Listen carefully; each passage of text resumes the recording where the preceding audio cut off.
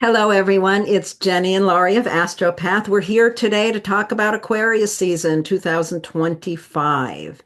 And before we get started, thank you so much for being here. Welcome to those of you who are new. Be sure you follow us, send us messages, like the video, help us get our channel to grow a little bit more. So, also below, you will find all the information you need to contact us. Jennie, you can find at hiddenpathastrology.com. You can find me at lauriefarrington.com. We both do consultations, sign up for our newsletters, all the stuff. Follow us on all the places. Okay.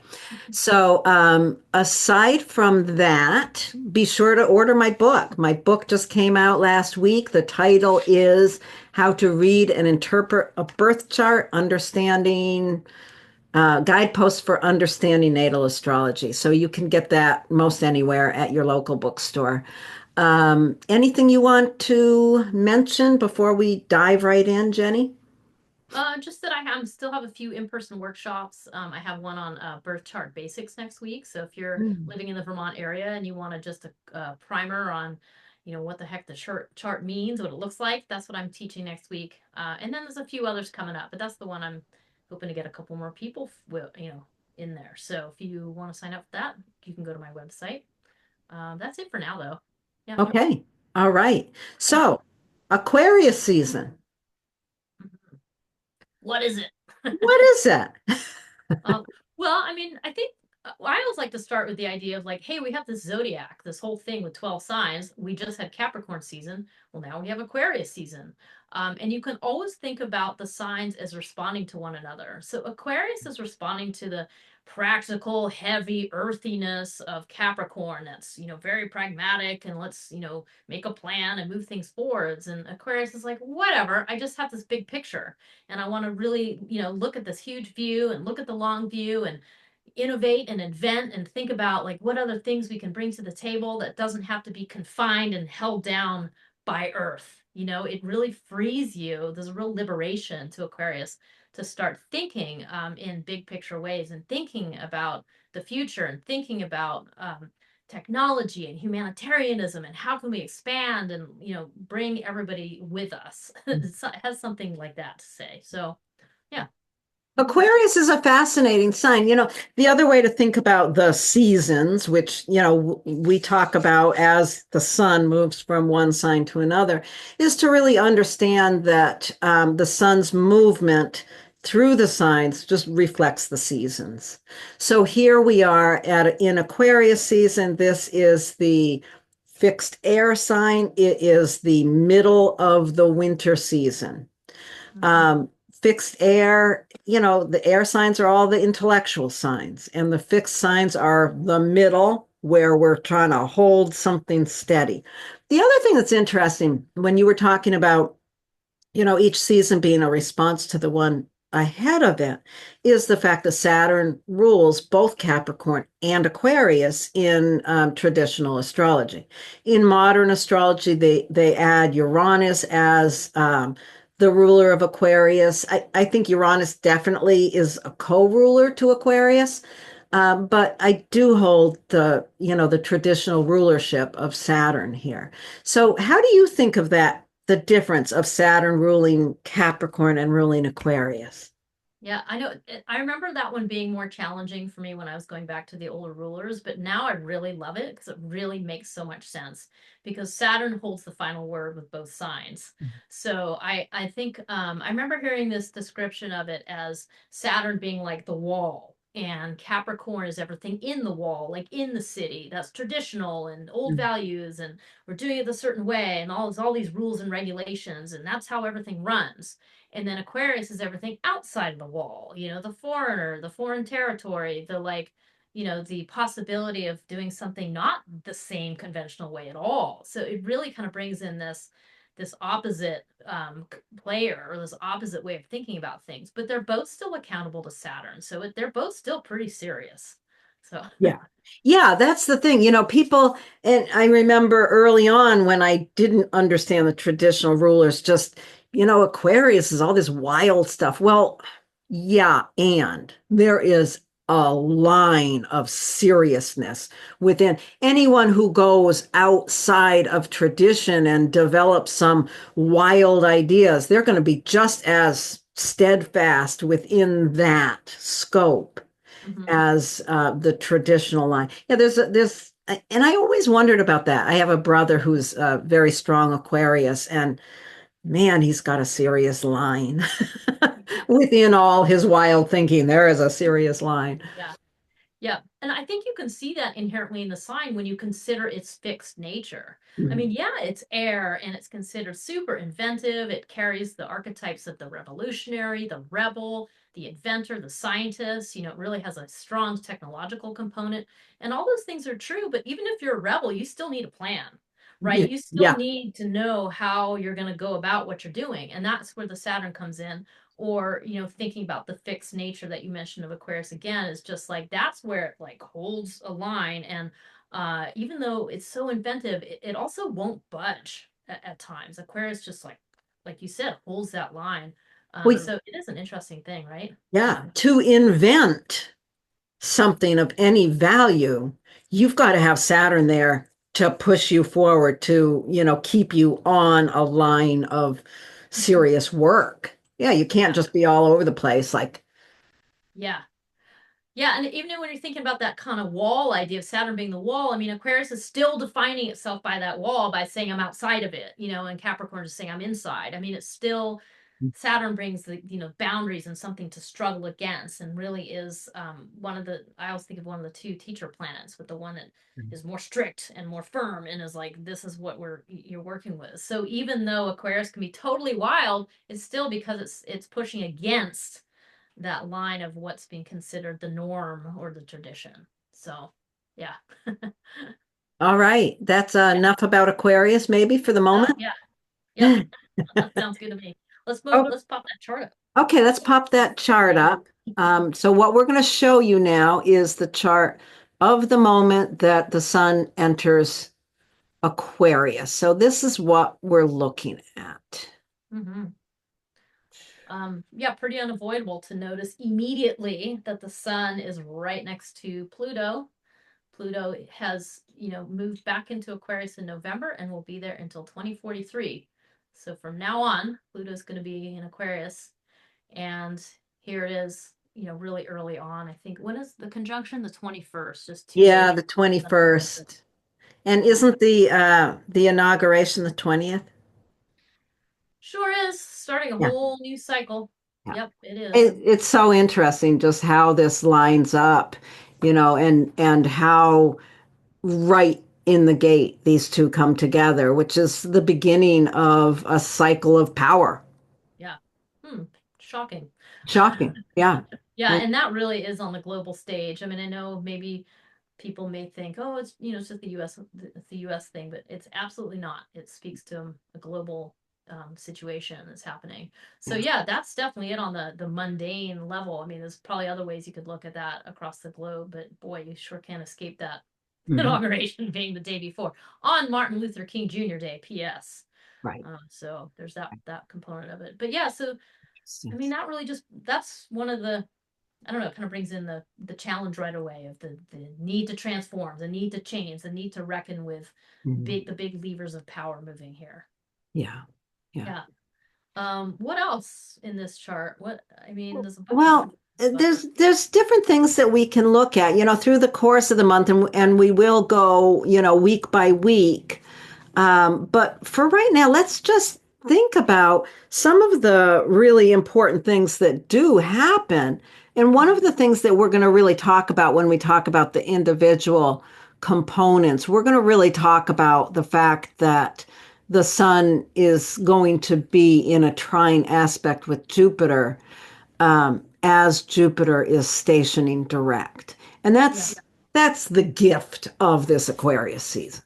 We Hmm. start out with all this power and intensity with that conjunction to Pluto, but as we move into the season, we have this amazing gift of the expansion of Jupiter. Hmm. Yeah, and because it's stationing, so it's going to station direct on February 4th. that means it's really holding this degree the whole time. Like it's not going to move much from 11 degrees. So that really kind of imbues that 11 degrees of Gemini, with the grace of Jupiter, Mhm. So, and because it's, I mean, 11 degrees, it's pretty close to the middle, 15 degrees. So it really does hold an applicable orb for quite a while, like from the beginning and the end to the sun. And by the way, I mean the Sun trining Jupiter. Jupiter is always going to be retrograde at this closing trine, and then and then it's going to station direct. So that's always the way it kind of works. So it is a really important piece of this whole season, and I really like that trine. Yeah. Yeah, Yeah. And the exact trine between the sun and Jupiter, the exact trine is the day after the new moon, too. So it really, the new moon is part of that gift comes in at the new moon, which is yeah. really, really a beautiful thing to have. Mm. So what else? Well, the other thing is, since we're on the stationing conversation, Uranus is also going to station direct, and that's happening on January 30th. So it'll be in that 23rd degree of Taurus, has been for a while. It will continue to be so, but also that's going to, be receiving a square from both the Sun and Mercury later on in the season. So that's another big these are big statements about the culture, and that is also bringing that in. So that kind of presents as some sort of wake up call or some kind of awakening that's happening towards the end of the month with the square. Yeah. But interesting that it's going to move forwards because from here on out, it's going to keep going through the rest of Taurus until it enters Gemini in July. So it really is done with those retrograde cycles for Yeah, the. both of those. I think this is right. Jupiter and Uranus, when they station direct during this season, they're going to continue until they exit the sign. Yeah. It's sort of like once they get going, they're ready to get into the next area of our lives. Yeah. What a big switch those are marking. So that's Yeah, really I mean, there's so much this spring with Pluto just recently moving into Aquarius, Uranus and Jupiter both changing signs, Saturn and Neptune both changing sign in the early part of this year. It's a powerful year, 2025 for sure, and seeing this beginning with yeah. this Sun conjunct Pluto is pretty intense. Yeah, and beyond these challenging aspects we're talking about, February is interesting because it's kind of like a little bit of the calm before the storm in a way too, because March is such a things really start to ramp up. And so I think that that's part of it. And part of this whole story is that Mercury is going to move into Aquarius. Mhm. That's happening on the 27th of January. So then it will be joining the sun. They'll start their new cycle. Mercury's going to have its beginning of its whole new cycle. And it's got some retrogrades coming up in March and April. And then Venus is going to move into Aries. Venus is exalted in Pisces right now. It's still, happily in this collective romantic sign, but it's going to move into Aries on February 4th in preparation for its retrograde cycle. So there's a little bit of a can't talk preparation feel to this month for those big shifts that are happening in March. Yeah, definitely. Definitely. And it's interesting too, and we didn't really talk about this, but at this ingress of the sun into Aquarius, we've got Saturn and Venus are conjunct as well in Pisces. So there's some way that our values are being stabilized. Yeah. Yeah, and Venus and Saturn have somewhat of an affinity for each other in a Yeah. way that is, you might not expect. But if you think about Saturn bringing stability and Venus's relationships, okay, you start to understand why they might like each other, because they support each other really. And so I think that that's a nice new beginning for your relationships, the way that you're viewing something to do. I mean, I think about relationships, but also money and values and possessions can be part of that too. Something, some new cycle starting on those topics. Yeah, and in your own personal life, look to the house that holds Pisces. Whatever house holds Pisces, there is a beginning of stabilizing something lovely. Yeah, and That's, I'll find that the faster moving planets, so Venus in this case, are often the things that sort of make something happen against that bigger Saturn and Pisces story. mm, Venus coming to that and starting something new is usually some visible, hmm. actionable point. That's more obvious. So. Anyway, I like that. Maybe Okay. maybe that's why you told me I was going to get married because that's happening in my seventh house. And for those of That you was it. That listening, totally was it. I'm not getting married. At any rate. Okay. Is there anything else we want to talk about in this Uh, before we go on to the weeklies?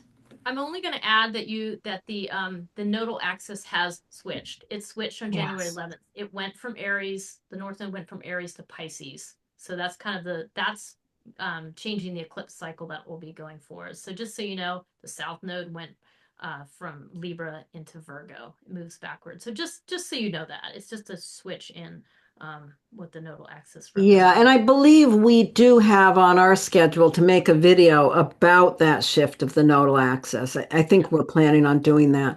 But just, yeah, if you know your own chart, look at that polarity of houses between, Pisces and Virgo. There is something that is growing and expanding and coming into focus in that Pisces house, and some perfectionism to be released in the Virgo house yeah, over the next 18 months. yeah. That's So, okay. all right, much more we can talk about, but let's carry on. All right, let's carry on and go on to this, which shows us week to week what we're dealing with here. Yeah, sure does. All right. Yeah, and our goal here is to try to talk about the weeks, sort of like the flavors of the weeks, rather than get deeply into each and everything that is on here. But so take a screenshot if you want, if this kind of thing appeals to you. If you find it overwhelming, then just turn the screen away from you.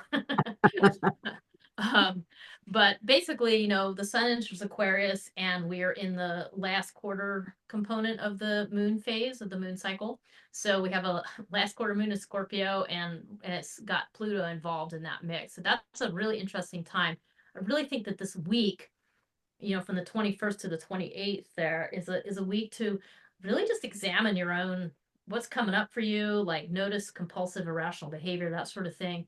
And just watch it and pay attention to it, because it's leading you into a place where you actually may have quite a bit of personal power, that you can let go and release and open into. So that's Yeah. kind of the keynote for me, because a lot of the other things during this week are really nice. Like I really like this little sextile to Uranus and trine to Uranus and Mercury and Mars in that mix and opposing each other. That day on the 23rd is there's some really there's a really nice flow happening there, some kind of awakening that you're Yeah. like, oh, I know how to take action on this. Yeah. And Yeah, even the Mercury opposing Mars on that day, it's like, you can really use that to bring the trine and the sextile into your conversations. That doesn't need to be a negative at all. That can be a really positive thing. There can be a lot of great conversations brought into light on yeah. that day. No, and these are all in yin signs, where these are all in earth and water signs. It's point, Venus trining Mars. That's also, that's also in earth and water. So like or in sorry, water there. But those are all inward facing. It really dovetails nicely with this kind of closing down week of the moon cycle of like what's your inward process? What are some things that are coming Ah, to you that you need to connect with other people over. So it's the inward nice. part comes first. Yeah, and then Mercury enters Aquarius. So Yeah, on the 27th. That's nice.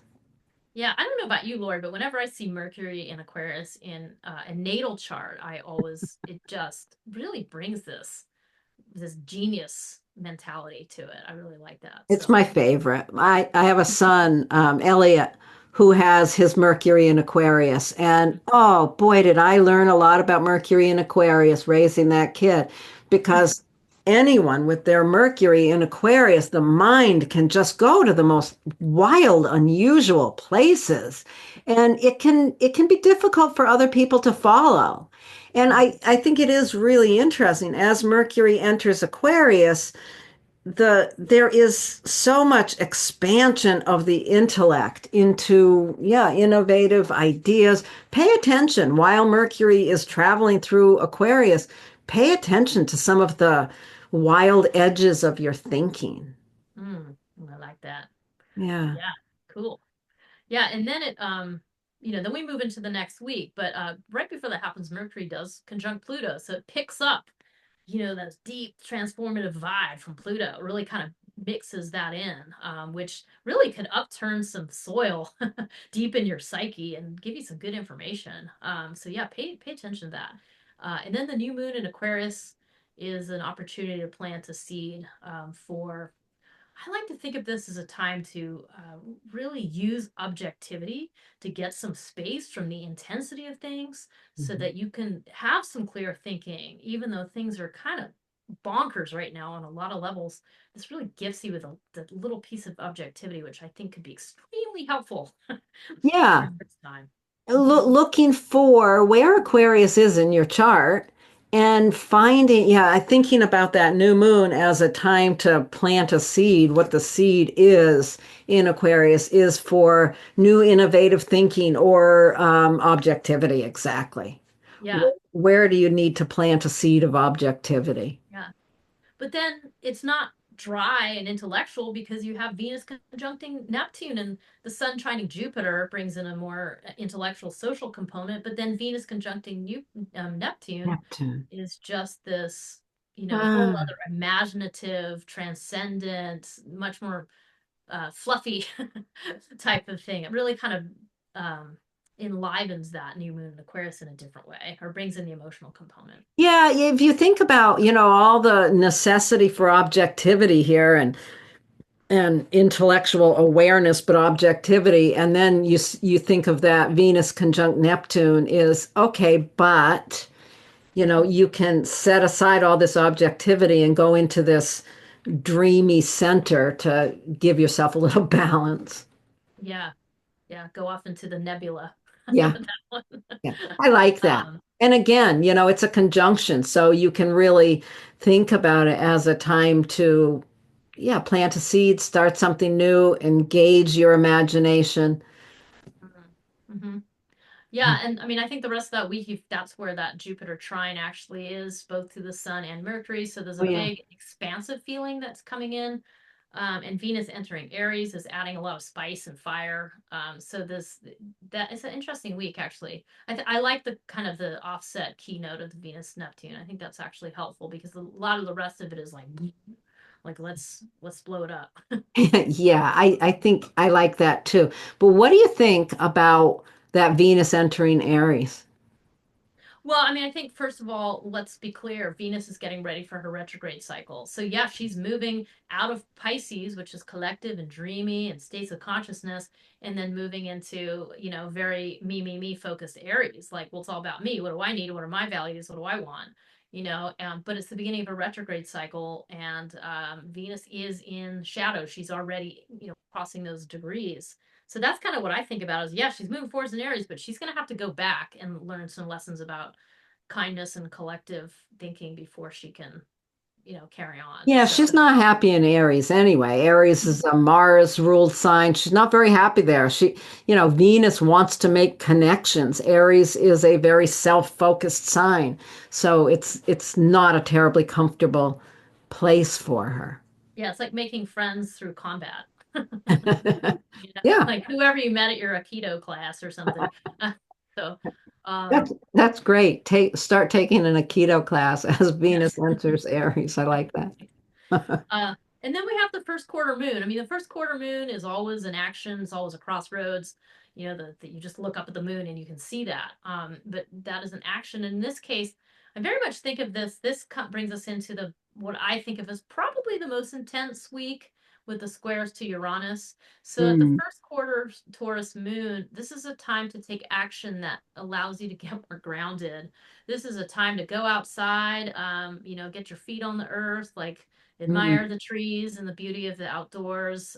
Do whatever it takes to give yourself a sense of getting rooted mm. at Oh, the I beginning like of that. the week. I like So that. yeah, Okay, so that ends up that week. And just to explain, we are doing weeks between the moon phases. yeah, I wonder if that confuses people sometimes. that's right. Well, I think we like to think in a Sunday through or a Monday calendar, but the moon phases teach us otherwise. So Yes, absolutely. So yeah, that next period of time, we start out there on the 7th. We've got that Venus sextile Pluto. That's a lovely little opportunity to just appreciate where you are as well. And then the Sun conjunct Mercury. That's kind of the middle of the direct um, cycle of Mercury, right? yeah, well, I mean, probably there's differing opinions. I like to think of that as the starting point of the cycle. The Mercury Okay. starts with the Okay. sun, but That's that's right. not Yeah. necessarily right. It's just it's a Yeah. good. But at any rate, them having them together is it's a really important time. You can think of this as your in a natal chart, the sense of self with how you think about yourself really coming together. In mundane astrology, it's just the beginning of a new cycle where you are guaranteed that Mercury is going to retrograde at some point in that cycle, bring you back to revisiting some issues, and then moving on in this fleet-footed kind of way. So, Okay. but And then, yeah, the important piece here, we've got Mars trine Saturn. That's a great stabilization there. But then we move right into those two squares side by side on the 10th and the 11th, the Mercury square Uranus and the Sun square Uranus. That, really suggests a lot of intensity yeah, that may be challenging. yeah, and maybe that date on the February 9th when Mars trines the Saturn, that's an important time to just like reach for some kind of emotional stabilization. Like pay close attention to how you're feeling about things, not how you're thinking, but how you're feeling about it. Mm, And really just pay close attention to that. And you have a new cycle starting that day with the Sun conjunct Mercury, so could be helpful right before, like you said, yeah. of the lightning bolt of Uranus, the square. I think that's the most difficult pair of days, most likely. But you could probably argue with that with the other things, but Well, we won't argue we with it. I won't. think you're I think probably, it's pretty unsettling. yeah, that can be pretty unsettling. And then we've got the Leo full moon, Mm-hmm. which we will make a video about. That brings us to the full illumination of the lunar cycle and the fullness of the cycle that started way back at the Leo new moon back in probably August. Mm-hmm. So that's an important time. We'll make that video.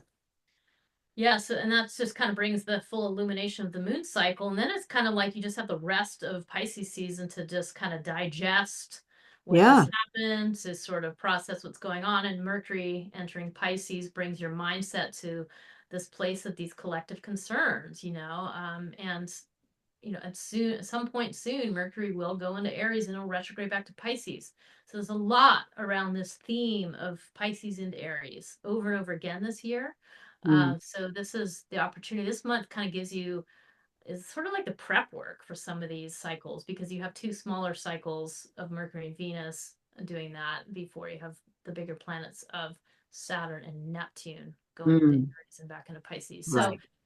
There's that's what you want to notice is how do those transitions feel, because they're going to inform you for the future. They're going to give you some tips about how to handle the bigger changes in the future. right. So then, yeah, that last part of the season is very quiet. Mm-hmm. And yeah, we're waiting. We're on hold as we get out of that season and the sun enters Pisces on the 19th, 18th. Yeah. So there we All right. have it. Yeah. Anything else we need to say about that part? Oh gosh, no. Okay. Okay, so we're going to move on to the individual impacts. All right. We are on Aries rising, aren't we? Yes, we are. So those of you with Aries rising, this Aquarius season is illuminating your 11th house of community. Every Aquarius season, you have Aquarius illuminating this very social house. And what this house really brings up is your social groups, your community, maybe classes that you attend, the way you participate in the groups in your local and regional and beyond community. But also it's community that you feel supported by. So that's kind of the key piece because the 11th house has a lot to say about how you receive love. And for you with Aries rising, yeah, you have a very sort of objective mindset about your community. There is a very, I don't know, it might it doesn't seem to me like it's a place that's going to be warm and fuzzy, but that it's a place that might be very intellectually supportive for you. Mm. So that's what Aquarius season brings up. With Pluto here, there's a real suggestion about this enormous amount of empowerment that's available. I mean, the 11th house does talk about social resources, which is far beyond the individual. So those of you with Aries rising, you can think about that, the power of collective effort, and where does that land for you in your life, and how can you really lean into that, actively work to create strong bonds with people in an intellectual way. And we've also been thinking, as we talked about this season, that Jupiter is trining the sun for a good part of the season. So Jupiter, which Laurie has just graciously marked with a star, really brings in this idea of where you need to expand. And this is simply saying you need to expand your voice and the way you communicate in order to support you building this greater community. I mean, it is time to just embrace that, open up, figure out who you need to talk to, who can you include. I mean, this is so inclusive. The third house also refers to siblings and neighbors. So it might be that you need to include some of those types of folks into the community. There might be some interplay back and forth between those two things. So anyway, Laurie, what do you have to? Well, I like that. Just thinking about Jupiter's been moving through your third house, those of you with Aries rising, for about 8 months. So there's been some expansiveness in how you use your voice or how you connect with people in your immediate environment.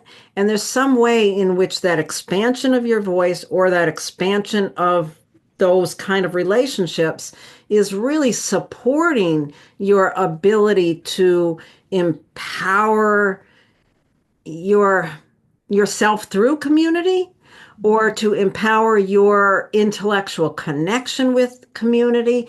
There is such a statement here as Aquarius season begins, as the sun conjuncts Pluto there in your 11th house. There is some way in which community for you or the ability to receive from others is really a powerful dynamic in your life that you're really able to see quite clearly here as Aquarius season gets underway. Yeah. And I Mm. can't help but add that, you're an Aries rising person. So I think you've got a big and important job in bringing people together at this time. Mm. You're really going to be able to activate that leadership quality. Mm. That's great.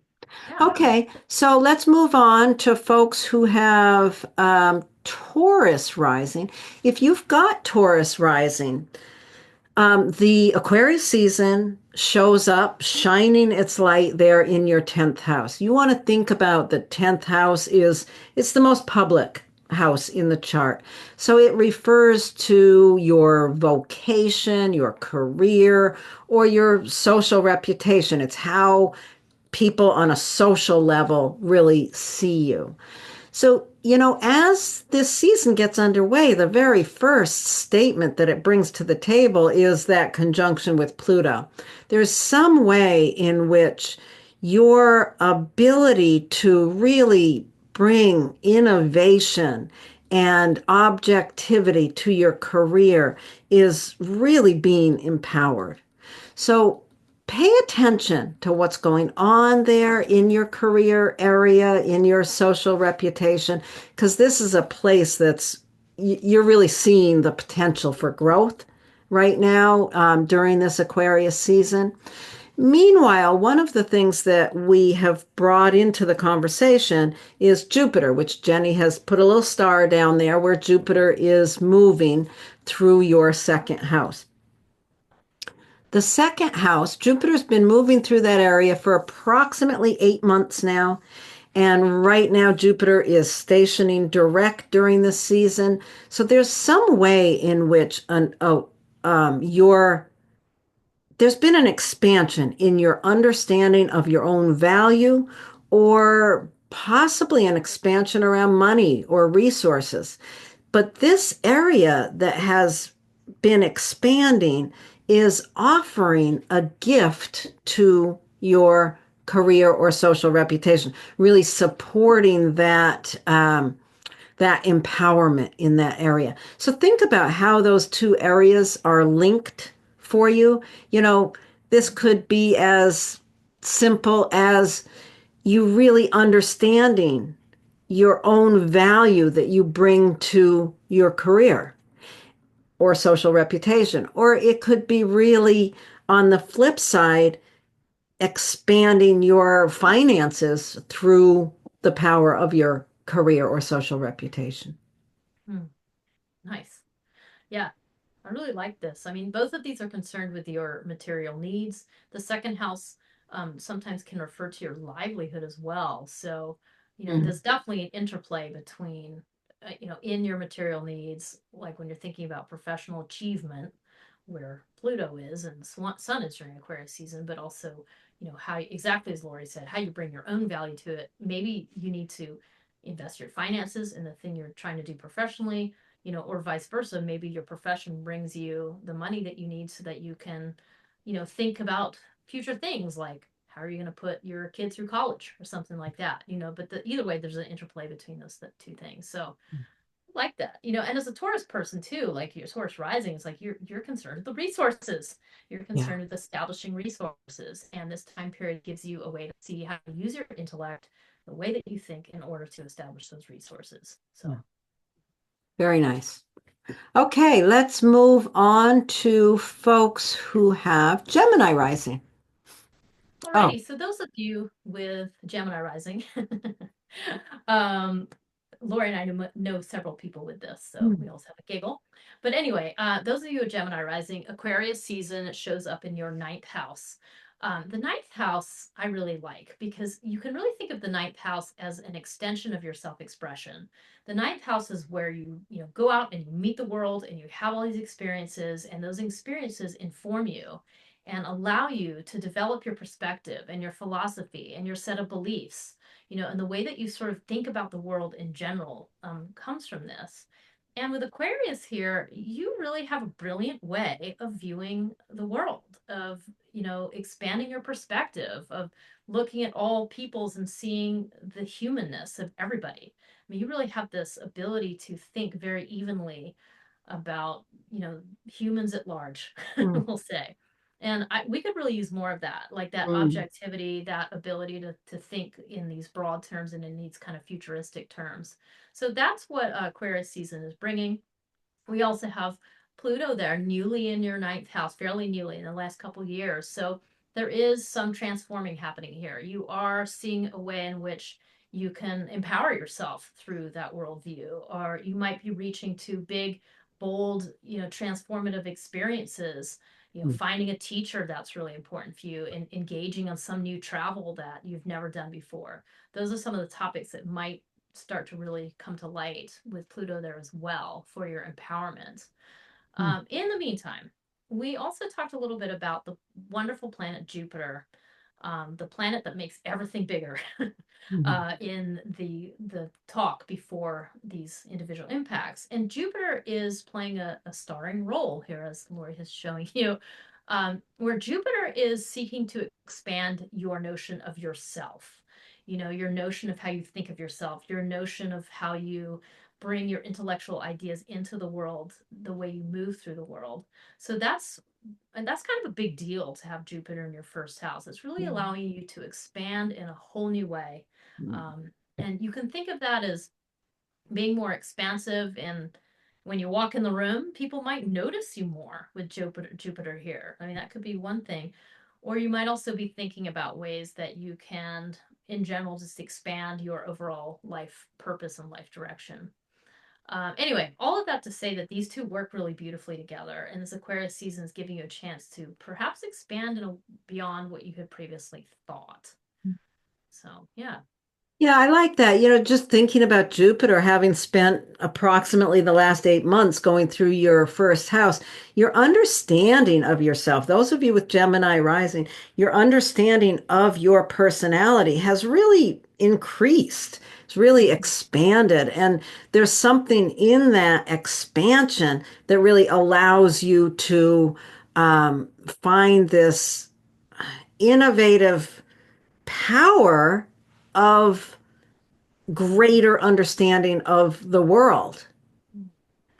You know, that ninth house is just so interesting because it encompasses everything from travel to education to formal religion and politics, all these ways that we expand our understanding in the world and expanding the self is currently really allowing you to see that expansion of your worldview. There's such an interplay between those two. It's quite powerful.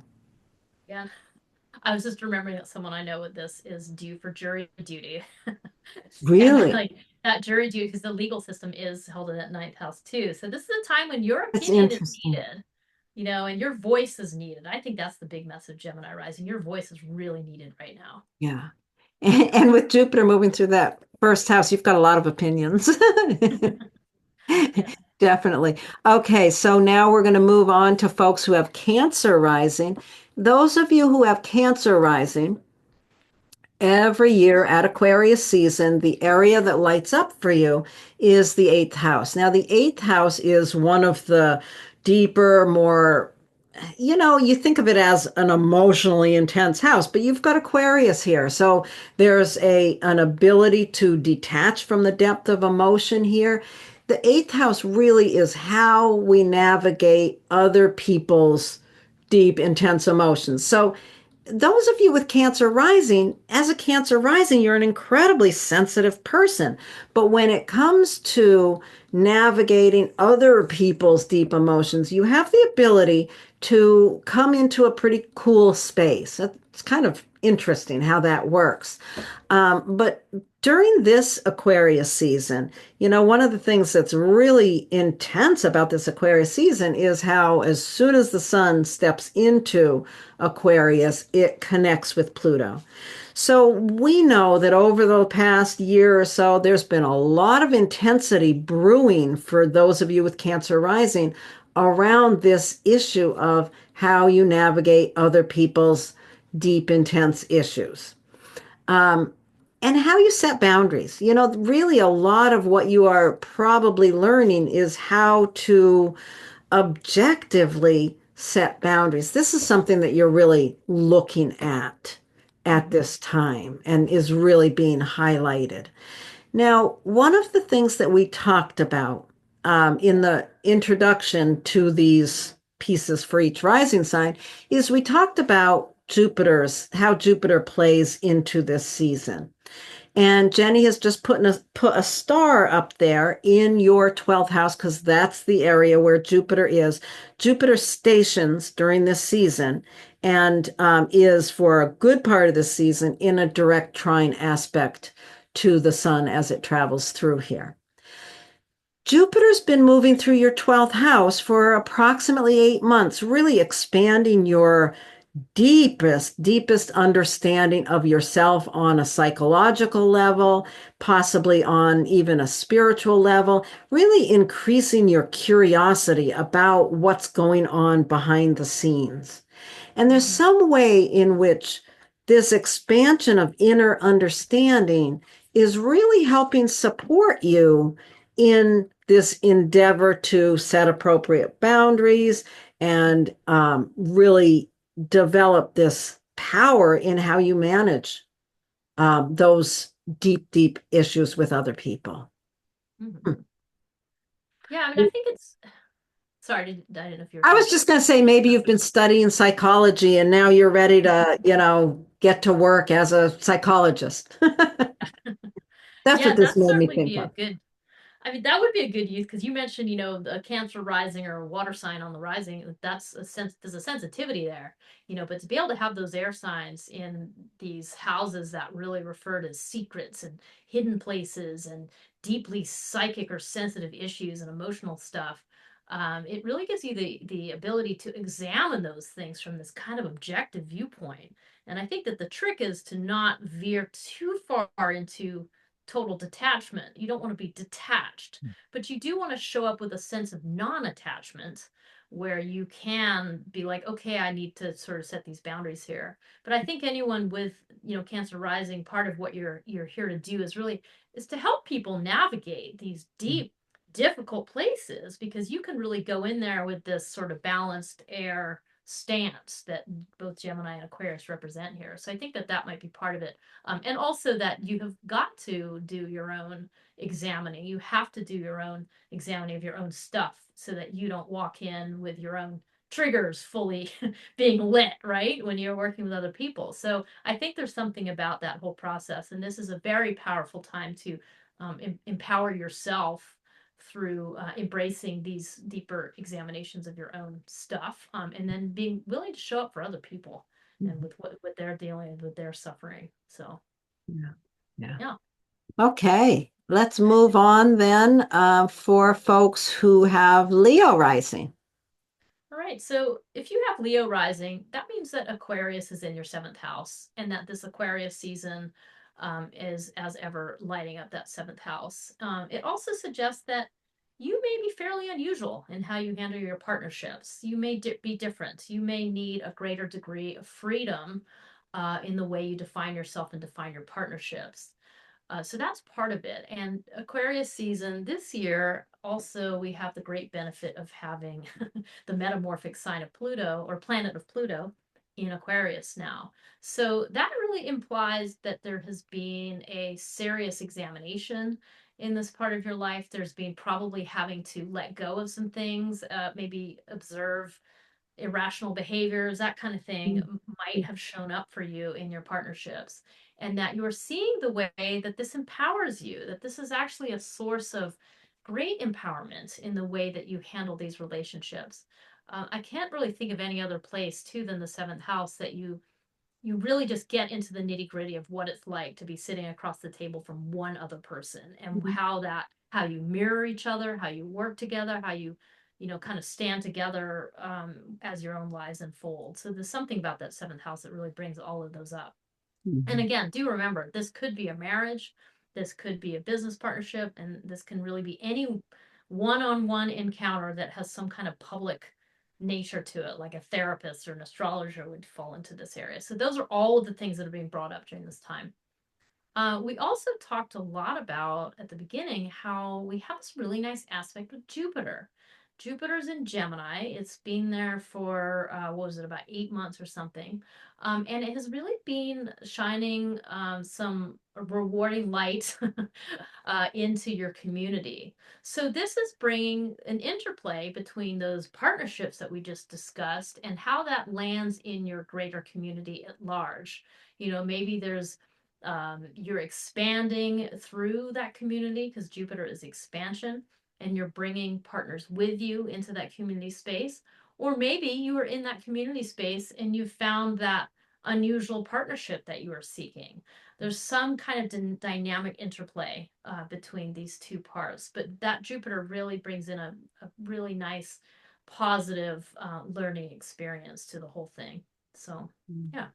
I really like seeing that combination, how community and relationship can really support each other in such a powerful way.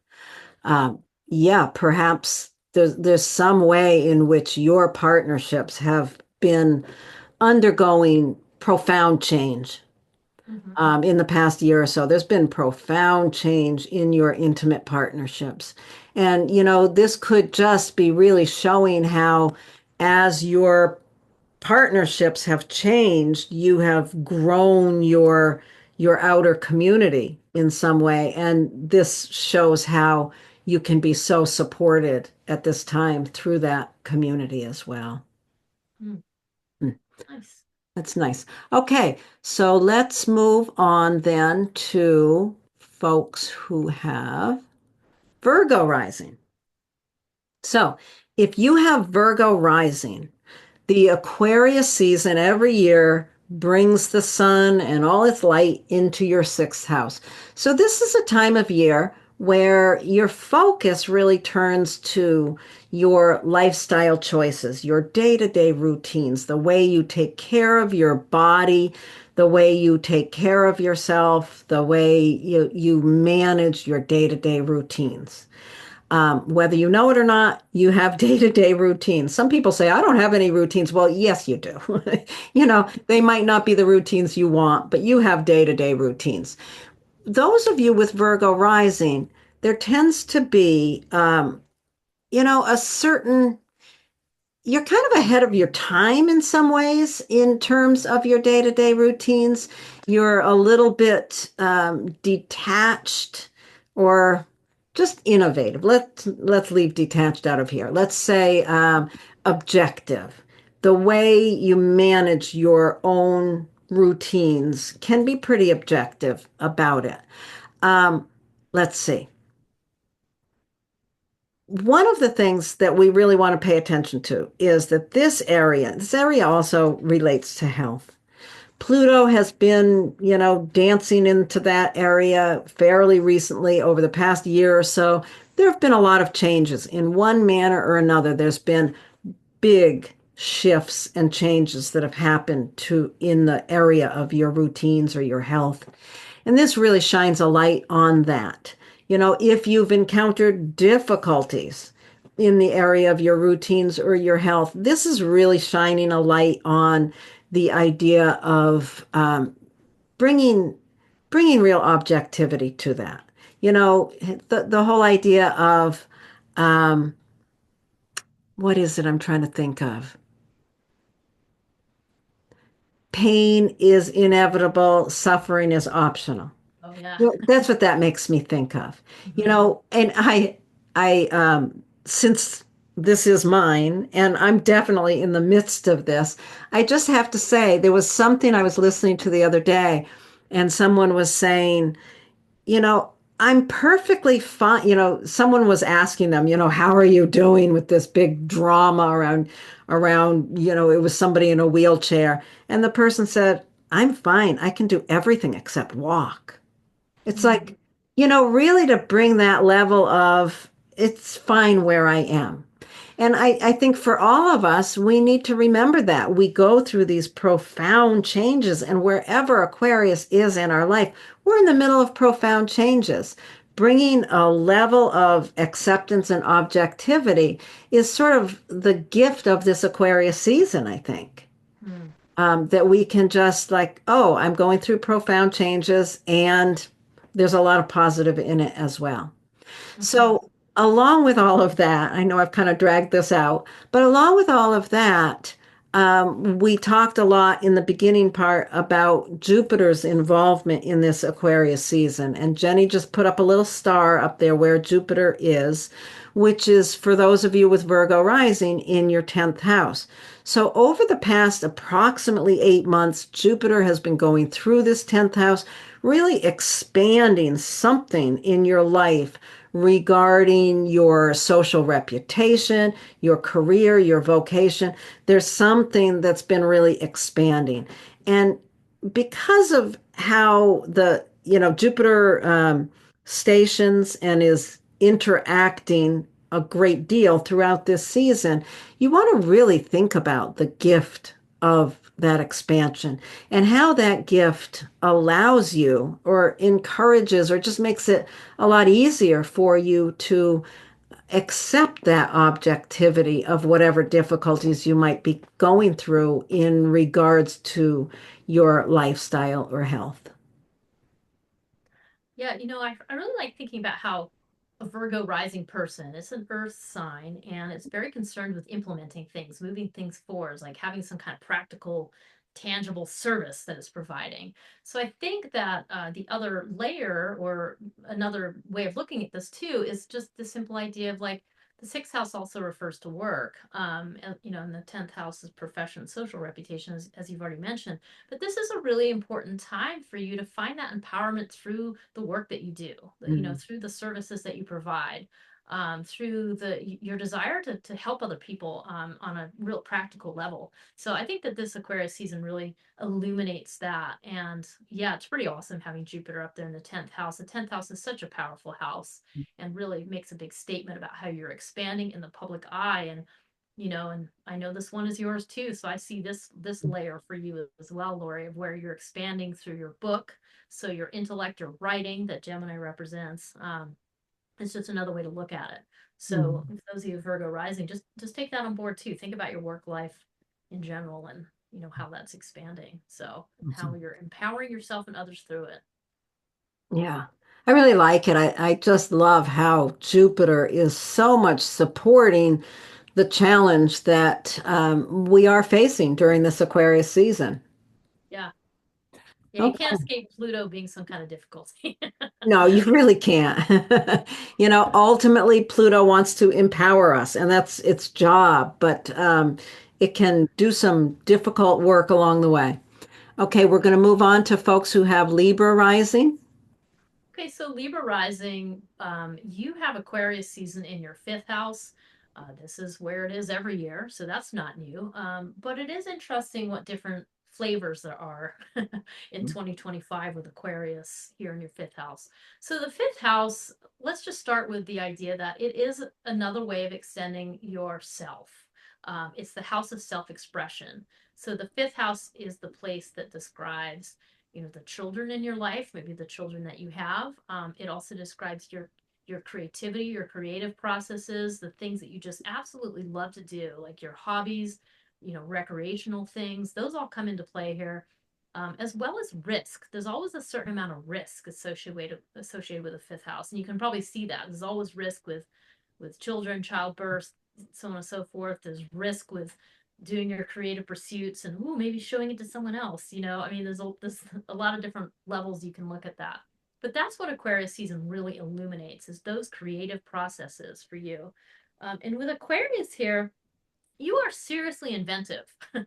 You have a real ability to innovate, to try something new, to try something unusual, to be pretty different in the way that you take risks. And I really like that. And with Pluto here now, Pluto's being in Aquarius solidly for a few months, and it's going to be here till 2043. So with Pluto here, it's really bringing in the idea of how do you become empowered through your creative processes. And as Laurie and I were just mentioning, there's no way to look at Pluto without recognizing that it is representing some sort of ordeal or some sort of challenge or something that you have to unearth and release and let go of. And those processes can be quite painful and quite difficult. And so the way Pluto's empowering you here is asking you to, sort of recognize how do you give of yourself and where does that hurt.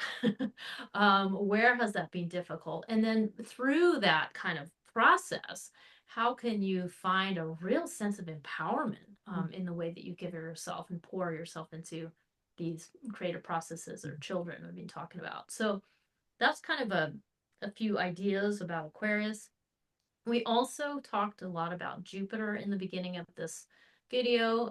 Jupiter is the planet that expands everything. Jupiter's in Gemini, where it has been for several months. It's going to station direct and make a really nice trine to the sun in the middle of this season.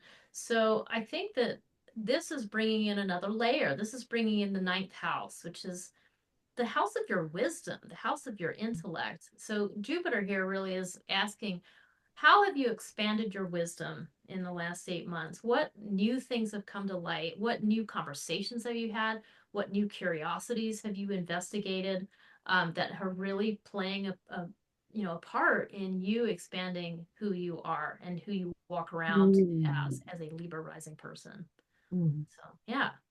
I love that. I love thinking of, you know, the difficulty of Pluto there in that fifth house, some sort of um, something in terms of how you give of yourself that is the need is to empower you there, but there tends to be some sort of challenge. So there's a light being shining on what needs to change, what might be challenging and difficult in how you express yourself, how you give of yourself. And yet you've got this expansion of understanding, this over the last 8 months, your experiences have expanded you to a point where it really is supporting the growth and the understanding and the ability to kind of see the growth of your ability to give in a very objective way. It's like your experiences are gifting that objectivity in that area. I like how Jupiter is forming this trine as it's stationing. It's really a Yeah, helpful piece for this season. it is nice. Yeah. Okay, let's move on then to folks who have Scorpio rising.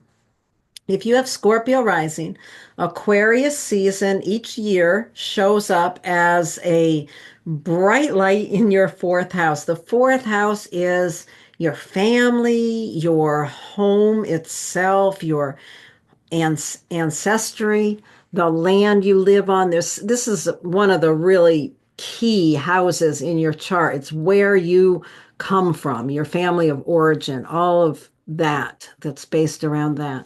So there's some way that there is a light shining in this area of your life.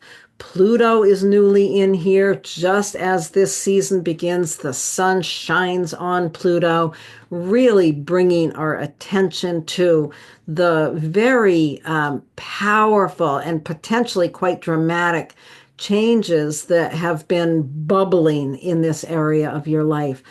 What is it? Wherever Pluto is, there tends to be a lot of deep change and intensity. Not easy. Generally speaking, it doesn't start out as an easy story. The ultimate goal of Pluto is to empower us. So Pluto, the sun, as it conjuncts Pluto, is really bringing warmth to that area. It's really allowing us to face the difficulties that might be happening in this area with a certain amount of objectivity, kind of being able to step back and see how the difficulties that you may be encountering in this area are for the ultimate good. Okay, so that's kind of what I see as Aquarius season for those of you with Scorpio rising. And at the same time, we talked in the introduction about Jupiter's role throughout this season. Because Jupiter, right up there where Jenny put the star, right up there in the eighth house, Jupiter has been moving through your eighth house for approximately 8 months now. There's been some expansion of how you have learned to set boundaries for yourself, or just how you've learned to navigate deep intensity in some of your relationships, some of your close relationships. That growth and learning is really supporting and allowing you to understand, to objectively understand the changes that are going on in your home and family. It's quite a gift. Hmm. Yeah, this is just so interesting to me because I just think about for those of you walking around with Scorpio rising, you're really walking around with this intensity, intensity, intense emotional Mm. capacity that you're kind of walking around with, and really, Scorpio could be such a catalyst. So there's a catalytic component to that, and then when you think about that, and then you think about your ability to be objective and experience a degree of non-attachment when it comes to the very roots of your being, your emotional foundation of your personality, but also your lineage. And just it gives you this gift of being able to look at that lineage with this objectivity, or look at your family, the intensity of what's going on in the home life, and just be more objective than the average Joe, like to just have a little bit of that layer to help you with that. And I think that that can be really helpful. I mean, obviously if you go too far with that and you detaching, that is not, definitely not the goal. Mm. But the healthy non-attachment, very very helpful to how you handle your family life, and I really like that. And yeah, and then just the Jupiter piece of really making it easier to handle other people's stuff in this time frame, and seeing what a gift you have to again help other people navigate their own intense issues. Mm. Very helpful, Yeah. so I like that. Yeah. Hmm. I really love that we have brought Jupiter into this whole conversation. It makes the whole season feel very workable Yeah, just in to a very, find some optimism, right? yeah, In yeah. it. Yeah. It's really great. Okay, we're going to move on now to folks who have Sagittarius rising. Okay, so Sagittarius rising, this is interesting because you have Aquarius on your third house cusp there, and the third house is your voice. It's how you speak to other people. It's how you engage with others in conversation on the most sort of basic level, the simple exchange of information. Early on in your life, this can refer to siblings, and you think about that you first learn to communicate through siblings, through maybe doing a little battle with siblings. But anyway, you have this Aquarian flavor to your voice. And so that means that you really bring in this inventive and innovative type of attitude to the way that you talk. It also means that you have the ability to be objective, to see the bigger picture, to see collective concerns in the future through the way that you communicate. So I like this is very helpful. I can think of a number of people with this and how they use this to really speak to broad issues for people and to really look at the whole humanitarian view of things.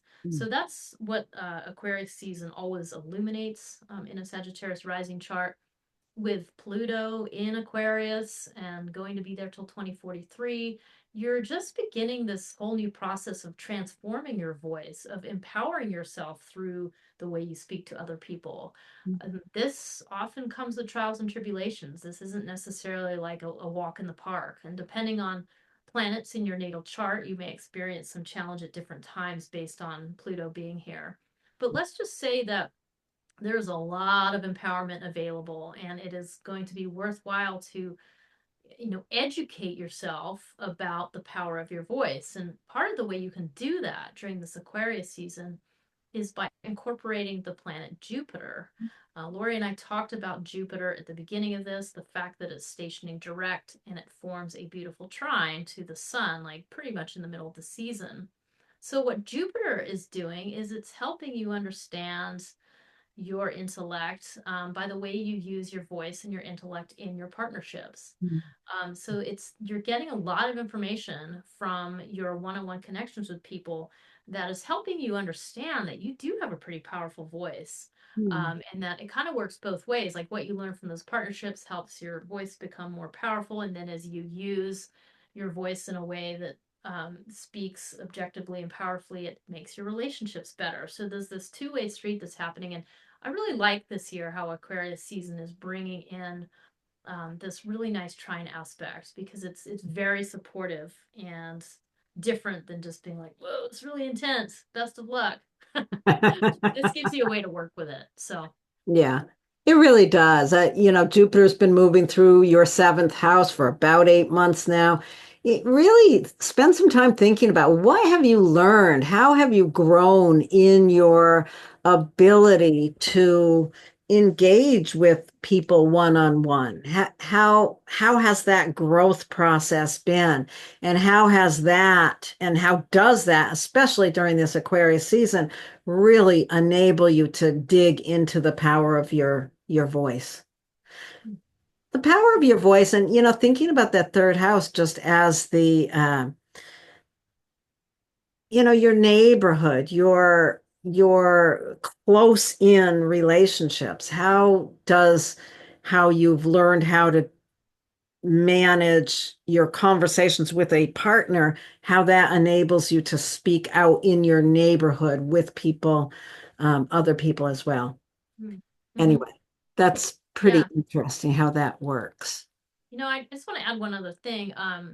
Yeah, I've come to really admire the third house more and more. And the other thing it can speak to is the way you move, the way you move through your world, the way you transport. So maybe you might take the bus, you might ride a bike, you might walk, but it really has a lot to say about the literal way that you move through your world. And that could also be part of whatever the story is for you during Aquarius season, and that you have an unusual way of doing that. You may not move through the world in a way that is conventional. Hmm. So yeah. Interesting. Interesting. Okay, let's move on to folks who have Capricorn rising. Let's get rid of those little lines that are there. Does that mean? Yes. I think What does that's you. it Oh, I can get rid of them on this end do? too. No, I think that's like Okay. So for those of you with Capricorn rising, the Aquarius season highlights your second house. Now, the second house is the area of the chart where we think about things like money, resources, and your own understanding of your self-worth. So this is what's being highlighted. Now, in recent time, Pluto has moved into this area, and there's been some, Pluto brings with it the necessity for upheaval and transformation in order to reach a state of empowerment. So, Pluto doesn't want to mess up our lives, it wants to bring empowerment. So, think about what's going on for you in your life regarding money, resources, or your own self worth. This is an area where you probably have hit some difficulties, some challenges in the past year or so. And as the sun comes in here and highlights that, it's really bringing its warmth and attention to that area. How are we going to bring whatever difficulties we may have encountered in this area? How are we going to bring this into a state of empowerment? So, with Capricorn rising, this area, there's an ability for you to be quite objective here. So lean into that objectivity for one thing. Lean into that. It's not an area that you have to bring a whole lot of personal um, attention to. It's an area where you can step back and kind of see it from a more intellectual perspective. Now, one of the things that we've talked about here is what's going on with Jupiter. And Jupiter, Jenny just put a little star over here. This is where Jupiter has been moving for about 8 months. Jupiter has been moving through your sixth house. And the reason it's really activated here during Aquarius season is because it stations direct, and for a good part of the season, it's in a trine aspect with the Sun and Mercury as they move through Aquarius. So you want to think about how your your routines and your lifestyle has grown and changed over the past 8 months or so. What have you learned? What has expanded in your life regarding your routines, your health care, how you care for yourself, how your lifestyle, the growth of your lifestyle, and how that can right now really support your own understanding of your self-worth. So there's some way in which your self-worth and your day-to-day routines are really feeding and supporting each other. Hmm. Nice. Yeah, I think this is interesting. I was thinking about how a Capricorn rising person, you really want to think about using this season. And there's something in the season for you that has to do with meeting your material needs in a different way. I mean, the second house is so much about your personal resources and what you have to offer and your values. And again, with Aquarius, there you have this gift for objectivity, and I think with Pluto and Jupiter in this interaction together, I mean, there's a potential to kind of go big here, to really expand your work life based on your own personal resources that and as a Capricorn rising person, that could really take you some places because you're Yeah. here to be an authority. You're here to strategize and to, do something big and to get other people involved. I mean, there's a real delegation thing to a Capricorn rising chart, and Aquarius follows through with that too. Like, this isn't just you alone. This is what do you want to do to, change the community? What do you have to personally offer? Through your routines and your work ideas. And we're talking about ideas because we're air. These are air signs. So something powerful here. So use this Aquarius season to really plant those seeds. What is it that you want to do? Um, that's my thought on that. Mm.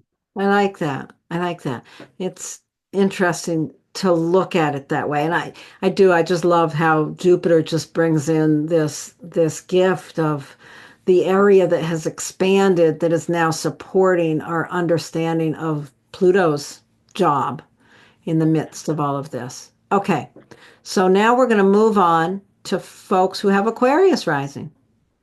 All right, so those of you with Aquarius rising, I mean, the big news here is that this Aquarius season is landing in your first house. But the big piece is that Pluto is newly in Aquarius, or newishly. It's been kind of hovering back and forth, but it finally went in November 2024 for the last time. So this is really bringing a new flavor of empowerment to you in general as a person. And with the sun here now in Aquarius, the first thing the sun does is shine a light on that Pluto planet that's really bringing up the idea of an empowerment.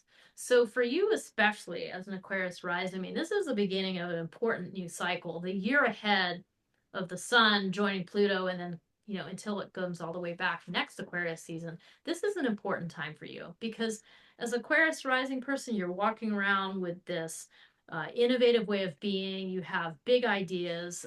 You really have the capacity to, I don't know, open up a new avenue, a new and unusual avenue for how to direct your life, how to think about things. So that's kind of what I really think of here. And again, with Pluto there, you're being empowered in a new way to impact the collective with your ideas and your thoughts and your ability to be objective and consider humanitarian needs and maybe consider technological needs, and how those two things come together is going to be part of this whole thing. So during Aquarius season, that's the keynote of what has your attention. And then adding to that idea is the planet Jupiter, which is in Gemini, so it's in your fifth house, and Jupiter just makes everything bigger.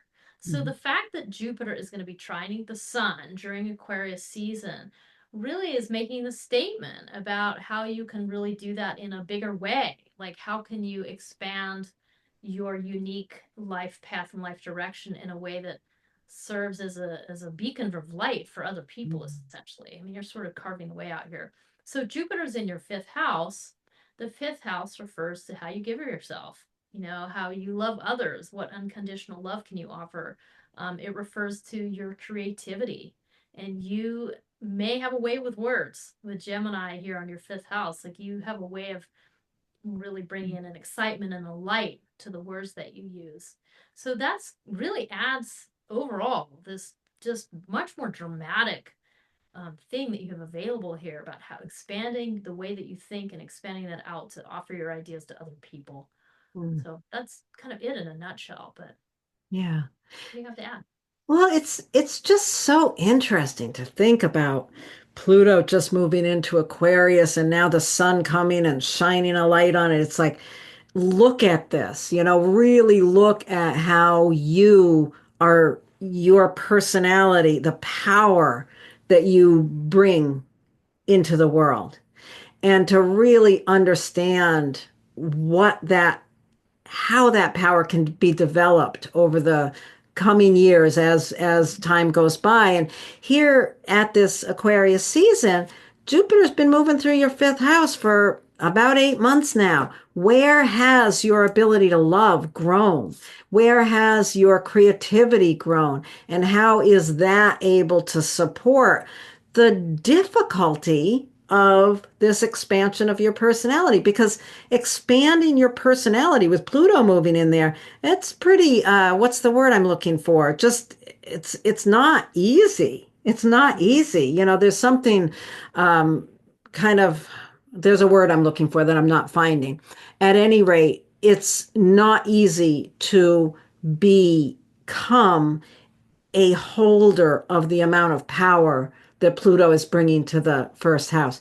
You need to be able to really tap into your own creativity to work with that. I think there's a lot in here. Look at what your creativity gives you that allows you to embrace the power of who you are.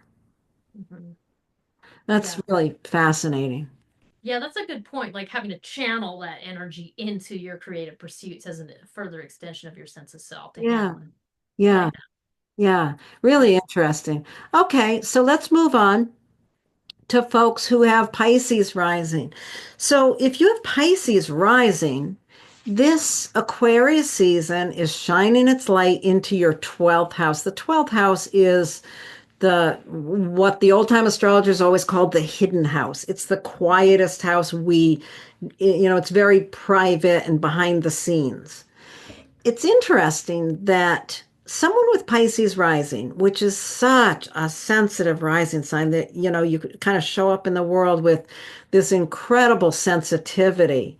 And yet, the deepest, darkest part of you, your unconscious mind, there's a detachment there, almost not a detachment, an objectivity. You can kind of see your internal processes in a much more objective way.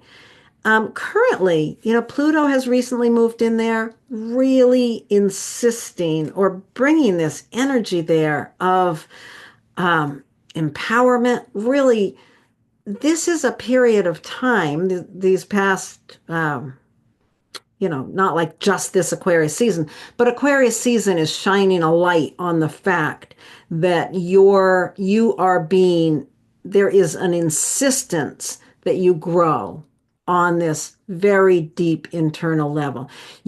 There's an insistence that you learn who you are in this deep hidden area. The 12th house can refer to our deepest psychological patterns or the openings that are within us to other realms, spiritual realms, or however you want to look at that. There is, with Pluto moving in there, we are seeing things. Those of you with Pisces rising are seeing things that you may have just, breezed past in the past. And now during Aquarius season, there's the light is shining on this. Like, look at it, see how your life can be empowered in a huge way through this opening that is occurring. This is a really significant statement, I think. And the thing that we talked about that really makes this particular Aquarius season really rich is the placement of Jupiter. Jupiter, for approximately 8 months now, has been moving through your fourth house. Thank you, Jenny. I see you put a star there. And, Jupiter during this season stations direct and for a good part of the season is in a trine aspect to the Sun and Mercury as they move through Aquarius. This suggests that over the last 8 months, there's been a process of growth and expansion in your understanding of your core roots, possibly your family, your ancestry, your home. There's some expansion there that is really, really supporting your ability to see the power available as you open these internal windows in your subconscious. Mhm. Yeah, I was thinking as you're talking about the 12th house, Lori, it's interesting because I do think the 12th house is, it also, it speaks to, you often see 12th house highlighted when somebody has a lot of sort of administrative power, power in the collective. And so I do think it's, clearing out your own stuff. So you're kind of getting out of your own way so that you are able to be empowered in a way that affects, many more people than just yourself. Hmm. It's just interesting thing to think about with that 12th house, like the necessity of having to do your own work, your own personal work in order to clear that out. But yeah, I like that and thinking about the objectivity available to you to do that very thing. Mhm. Because as a Pisces rising person, you're walking around showing up as some sort of dreamer, or kind of like pie in the sky, or maybe a bit of a romantic, or but with Aquarius in the background there, you have the ability to kind of back that up in a concrete way that might really surprise some people. And also your ability to be objective at home and not go overboard there. Mhm. That's going to be helpful with Gemini there, but also knowing how to talk to your family members, Mhm. and how Jupiter is really highlighting that. Anyway, I just thought that was a Yeah. cool thing to think about. I Um, like thinking about this, like, yeah, just silly thoughts come to me. Maybe there's a family member that introduces you to a new pathway into your unconscious, or, making some connection with an ancestor that had some access to hidden information. yeah, Interesting, yeah, all the ways that can come out. Yeah, and just on some level, just taking care of yourself in these levels, your home life, your deep subconscious patterns, just taking care of yourself can be a really helpful thing. So, Absolutely. Aquarius season. Okay. It's an interesting season, this Aquarius season this year, isn't it? Yes, I really like that Jupiter kind of spices things up too and makes it a little more levity, bringing some more levity into it. Yeah. So, Yeah, and yeah, workability. Yeah, yeah. absolutely. And we've been through 8 months of Jupiter moving through Gemini, so here we get this gift from it. Hmm. Nice. Okay, well, thank you, Jenny. This has been a great conversation, and we will talk again soon. Thanks, Lori. Bye. Bye.